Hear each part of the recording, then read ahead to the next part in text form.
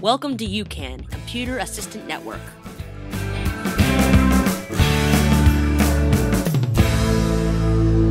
have the toolbox open, but I'll show you how to do it in just a second.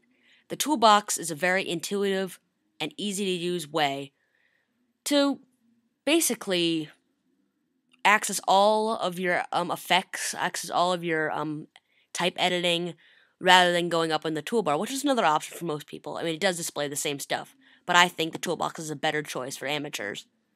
As you can see here, it displays all of your settings and appropriate styles, alignment and spacing, bulleting and numbering, borders and shading, document margins, document theme, and font, of course.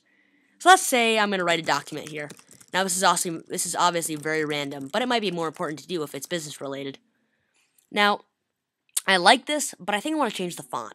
The biggest thing you have to remember is to only highlight what you want to edit. Highlighting is extremely important because, first of all, it won't work without you highlighting.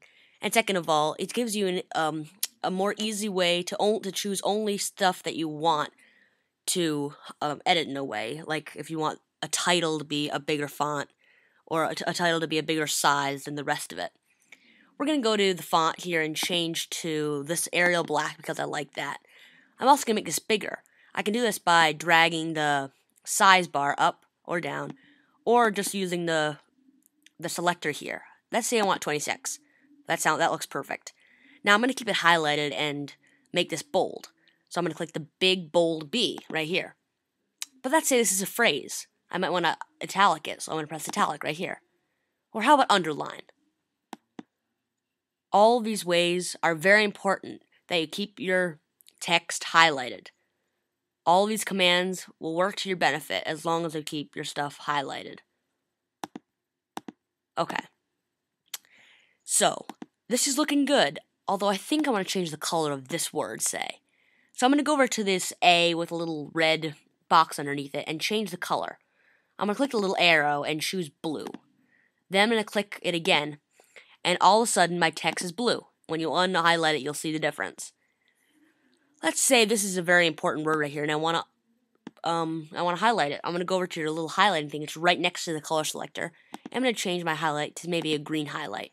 Automatically, your highlighted word becomes green. Once again, it's very important that you keep your stuff highlighted when you're doing all these editing.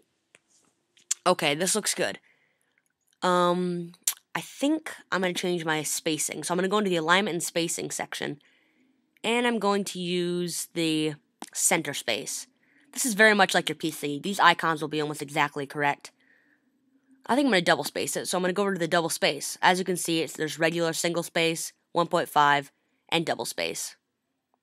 This is looking very good. See, as you can see, all these different menus display all of your common commands. Document margins, document theme, your margin. If you're a businessman and you have to have very specific margins, you can control that by using the up and down arrows in the margin column right here, and it'll control your margins for you. There are so many things to do, and it all starts with the formatting palette. Thank you very much for joining me on the Computer Assistant Network. My name is Elliot Thompson signing out. Welcome to UCAN, Computer Assistant Network.